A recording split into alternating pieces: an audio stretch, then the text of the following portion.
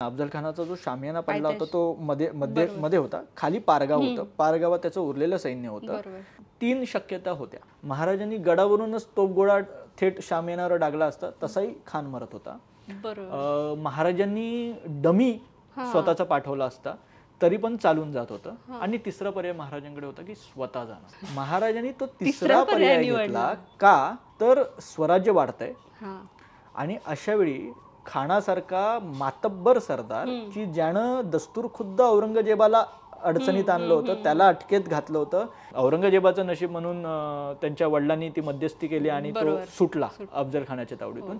असा अफजल खान जेव्हा तो येतोय तर तेव्हा जर मी स्वतः जाऊन तो बोकड तुळजाभवानीला अर्पण करत असेल तर आपसुकच माझ्या सैन्याला, माझ्या स्वराज्याला तो मेसेज जाईल की तुम्ही निवडलेला तुमचा हा नेता हा लायक आहे